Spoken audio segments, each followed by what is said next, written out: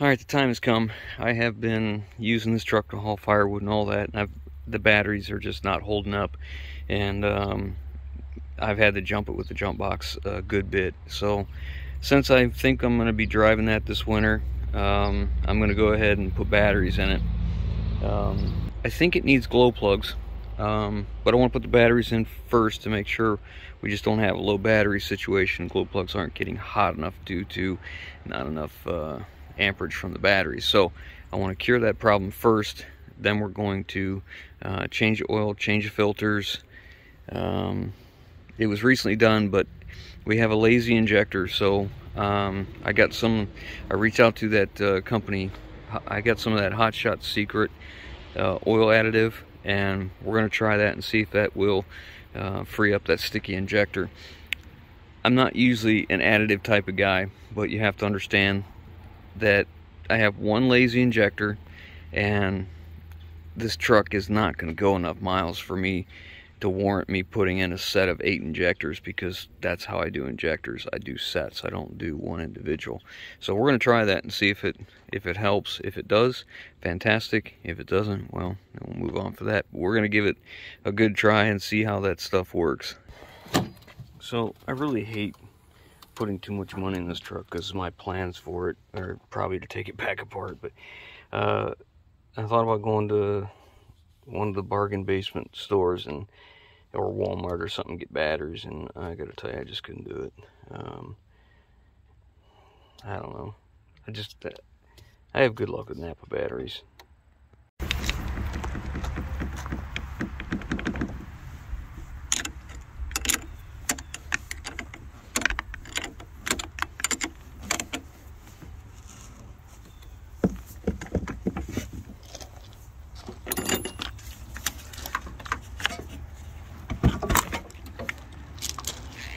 I don't know what year those are from. They're not marked.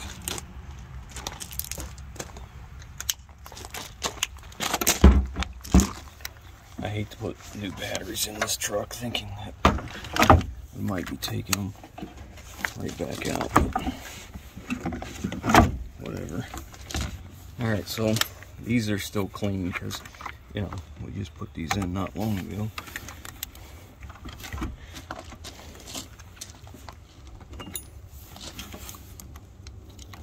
Want these down all the way until it bottoms out down there.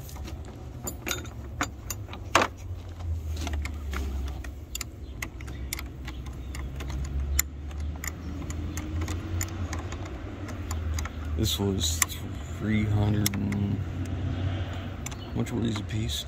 150. I don't remember. I can buy Group 31 semi-truck batteries cheaper than I can buy these.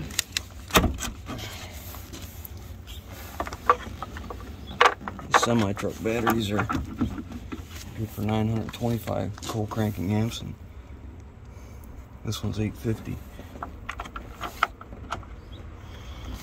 CA is cranking amps, and CCA is coal cranking amps.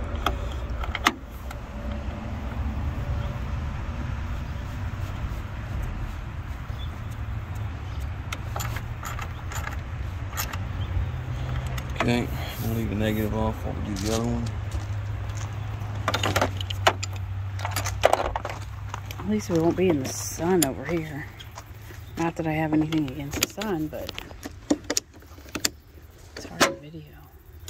Yeah, well, I'll get this in, and then we'll see how we'll get everything hooked back up, and then we'll see how it starts now. Okay. Okay, they're both in and hooked up. Let's see if it's any different.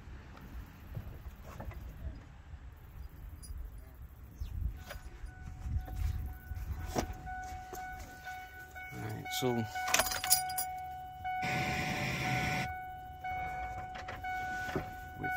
wait the start light to go out.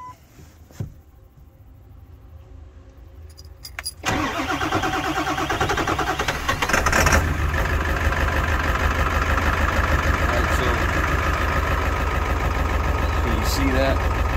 What? See how it's shaking? Oh, yeah.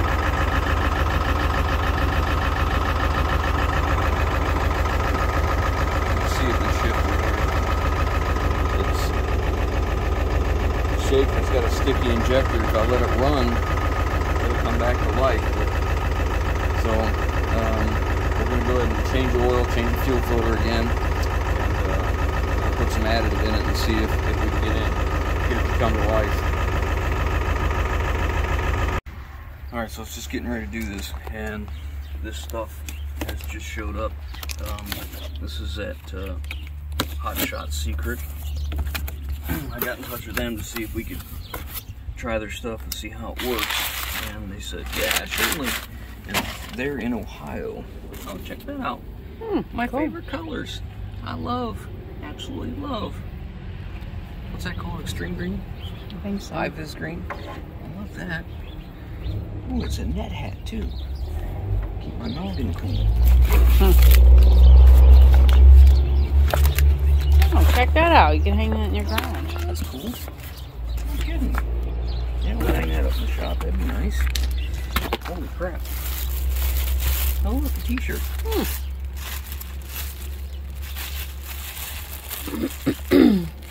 You got the good stuff yet. I mean, not that this is bad. Oh, man. Feel how soft that shirt is. What size is it? Large. Okay. Sounds like I just lost that shirt. No, it's too big for me. I was just hoping that it was a medium. So, EDT Winter Defense.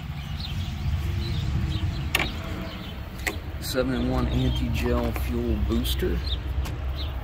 Improves cold starts. Yeah, we could use that. Prevents fuel gelling and icing. Increases diesel fuel lubricity. Lubricant, we'll call that. Yeah. Okay, this one is everyday diesel oil treatment. 6-in-1 booster. Do you want my glasses?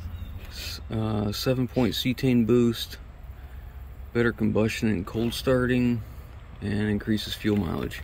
Well, it's a 7.3, a factory 7.3, so yeah, it could use all the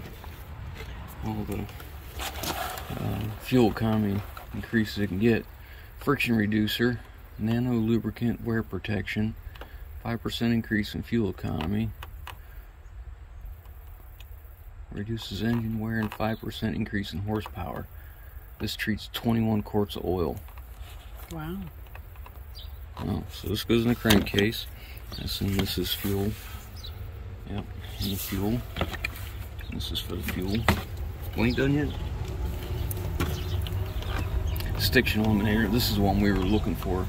This is the one I asked them about. I didn't ask them about the other stuff. They just sent us this in addition to. That was nice. Engine restorative, nano lubricant, restores power and compression, reduces wear, protects turbos, injectors, and rings. Treats 16 quarts of oil. Can't remember what this takes. Oh, look. Decal too. That's cool. I want to put that on the ground and blow away. Extreme, or Diesel Extreme Fuel Injector Cleaner and Cetane Boost. Cleans injector tips, eliminates black smoke, includes cold starting, restores throttle response. This goes into 80 gallons, treats 80 gallons of fuel. Good Lord. And then, this must be family of products. Oh, the guide, that's cool. Alright, so that'll tell us what their intention is for each and which would be the best to use for each situation. Very cool. Alright, so I'm going to read this because I want to make sure. They probably want this on good, clean, fresh oil, I'm going to assume. Once you put it in with an oil change. Because that's what we're going for. So we're going to end up putting, after I read this, let's see. We don't need the winter defense right now. The everyday treatment will go to after we see what's going on with the that one injector, if it comes alive, if it quits being so lazy. This one we'll put in the fuel, and this one we'll put in the oil, and this This is a friction reducer. We'll probably wait on this until we see how it reacts with our problem we got going on. So we'll probably be using this in the fuel and this in the oil, because it is a high pressure oil system. A 7.3 uses engine oil pumped up to another pump, which creates high pressure, and high pressure is what is used to intensify or to drive the intensifier piston in the injector of a 7.3, and the fuel is underneath it. So you have two chambers in an injector. You have a fuel side and an oil side. So we'll be using these two first to see how that works. So let's get our fuel filters changed and get the oil changed. Alright, I need to grease the ball joints, but I like to do it by jacking it up and taking the weight off the ball joint.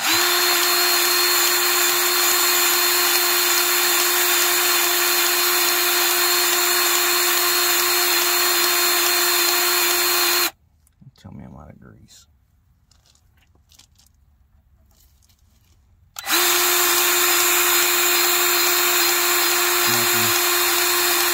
Oh, there we go.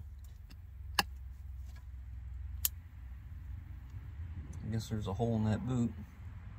It's not going to hold grease very well now, is it? There we go. Let's just add an air pocket. I think wait, didn't I just put a new one in this? I think because you said that was your, well, I don't know, you were looking for more on the shelf. Yeah. And there wasn't any more.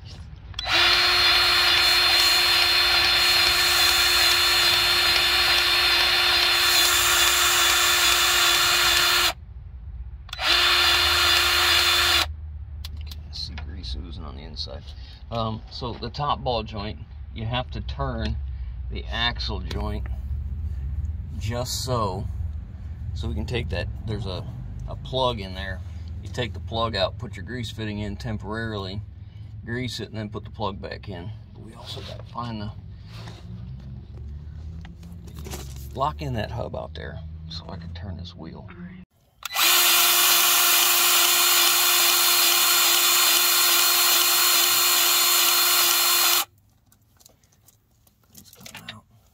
So we just locked the four-wheel drive in so that it will make it easier to get to the grease fitting and turn the axle joint good. So now I got to get a 5/16 quarter drive socket in there, get that plug out, and we'll stick a grease fitting in it temporarily. I like to clean up my extra grease as we go because I don't want it falling all over the place, and I don't want it all over the truck when I work under it. So I'm gonna get a plug, or give me a socket and grease fitting, put in there. Again, the jack's up.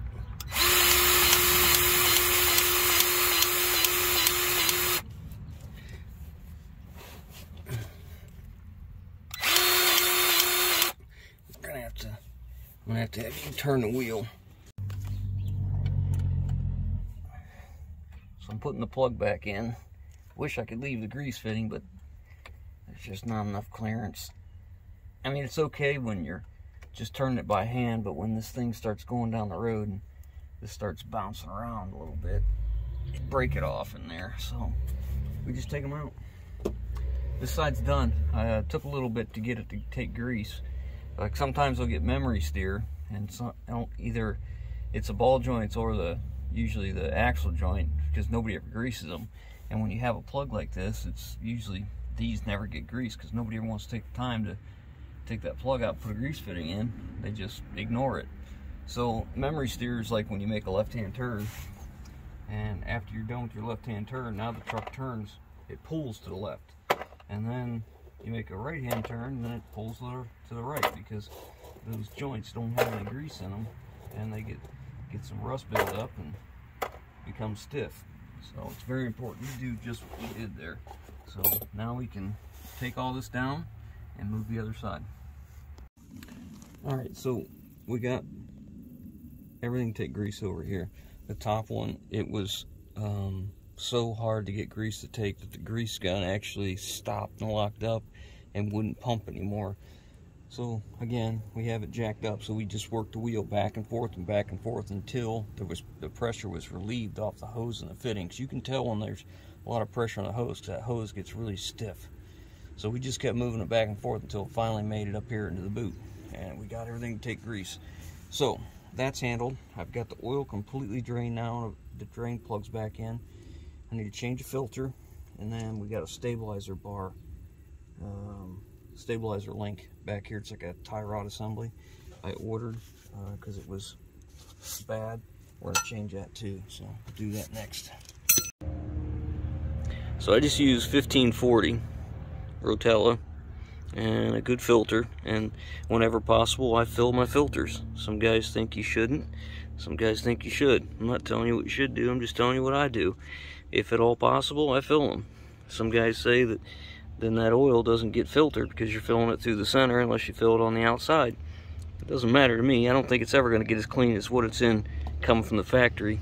And besides, as soon as I pour that down inside the motor, whatever's on there, if there's anything in it, it just went into the motor before the filter.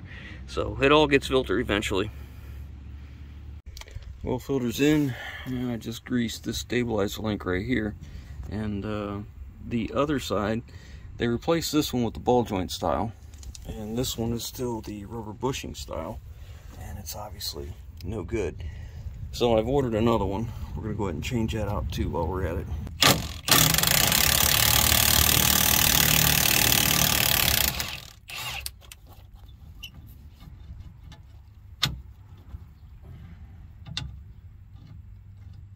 Pressure against that.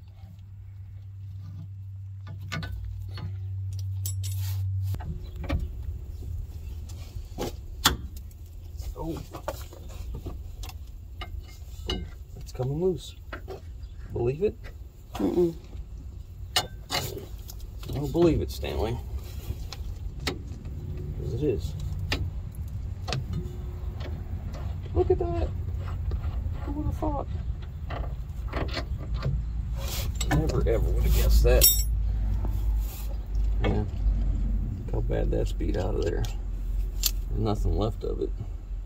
You seeing there how gappy it is?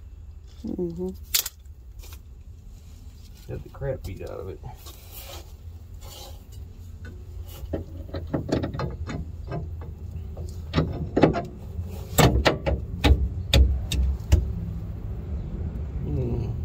I need to raise the frame up some so this can be lower. So let's get the bottle jack in there.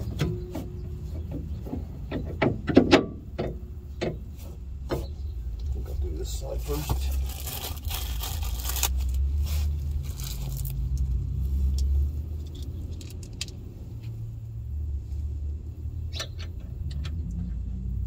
So these do have a machine flat spots on it, so you can get a wrench on them to hold them so this doesn't spin on you.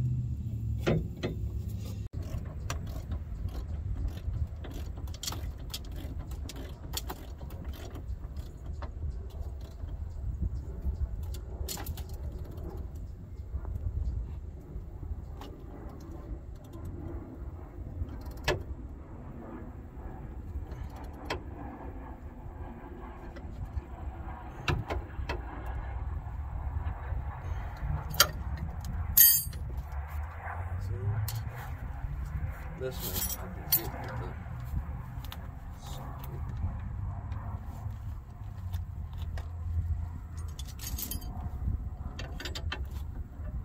So we got the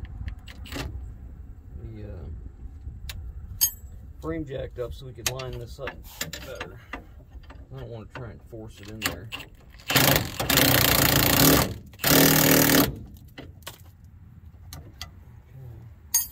That's in there.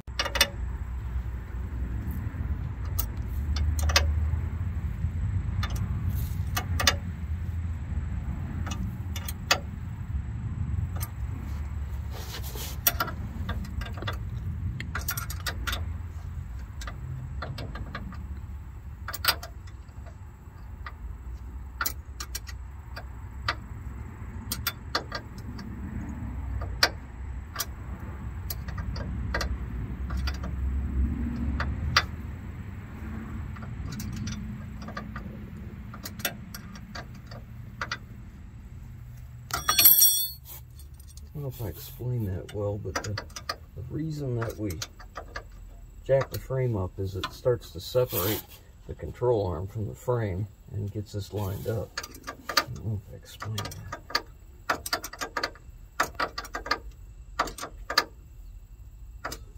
Okay, now we can grease this.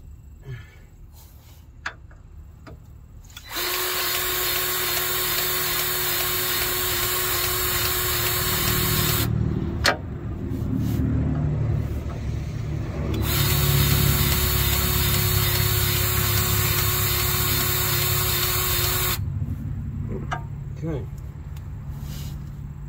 what we'll have to do is I want to grease this rear U-joints. If they're greasable, they are. At least this one is.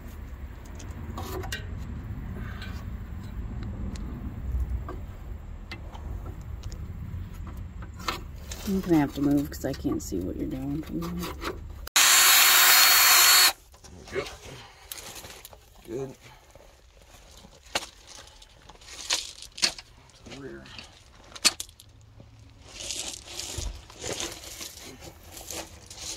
Pinion seal's leaking.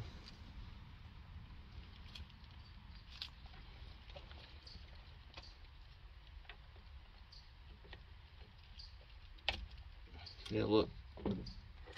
Wow. We're gonna have to do something at every end. Look. You know why it's like that? No. Where the pinion goes in the ring gear, there's so much play in there, whether these bearings are worn and it's letting this pinion move forward or back, or if the actual pinion itself is bad, or the side bearings are bad. But yeah, it's got issues we're gonna have to deal with. It's gonna have to wait though, because I don't have time for that right now. And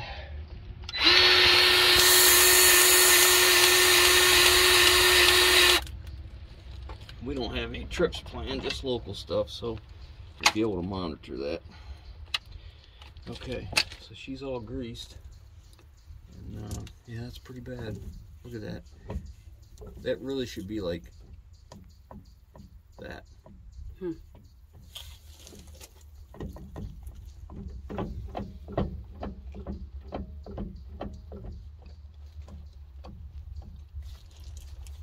no grease fitting on the slip yoke.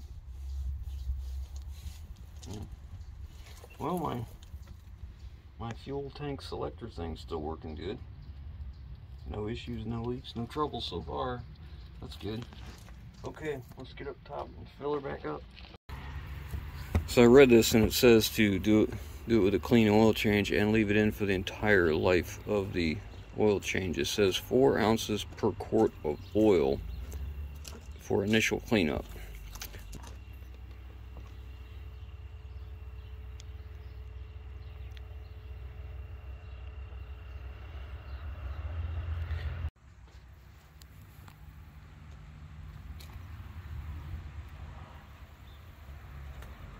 This thing holds, I think, 15 quarts, if memory serves.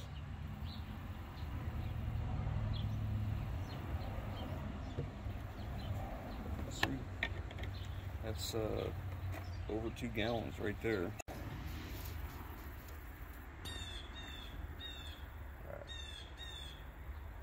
Now it's full. Okay, so now I'm going to put some in the funnel.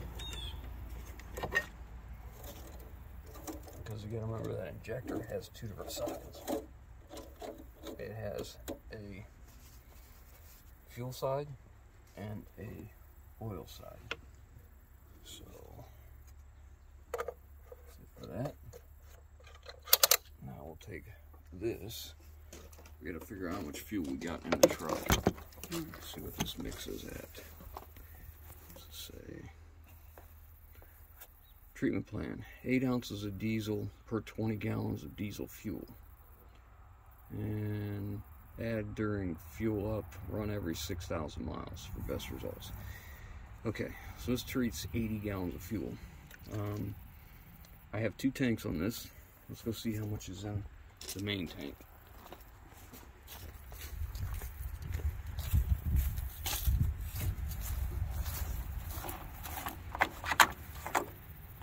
You want me to go hook you up with something to measure 8 ounces with?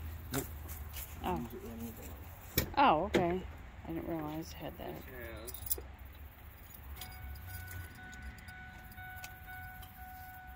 This has about half a tank, a little over. That's about 20 gallons. So that's 1/4 of this. There's 24 ounces, 8 ounces. So we need to go, it's 32 ounces total. Yeah, 32. So we need to come down here to 24 because that's 8 ounces. All right? 8 ounces for 20.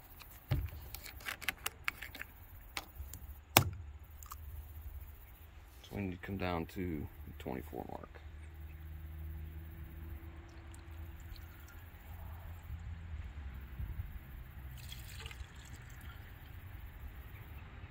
A little bit more.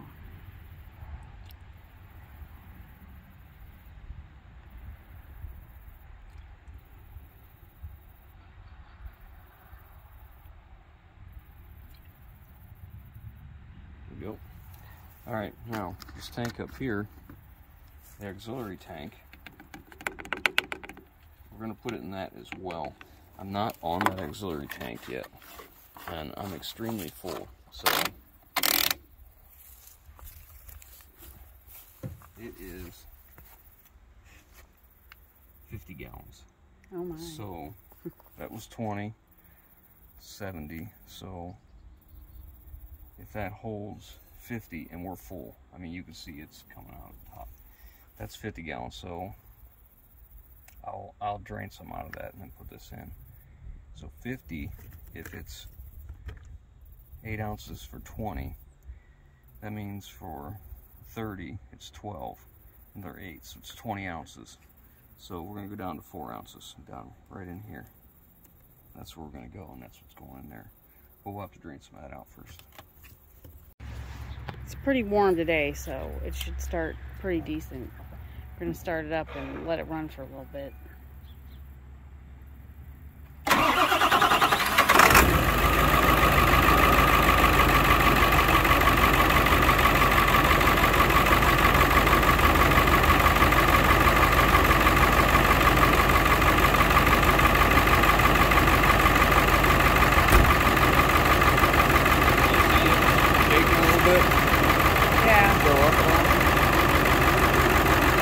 Whatever that one. The alternator. Yeah, that's right here. You can see it shaking. We're going to let this run for about a half hour right now. Let it show for it's going to we'll bring you back, see what it's like, and we'll bring you updates as time goes on. So I shut it back off and I rechecked the oil level. You can see how it's shaking now.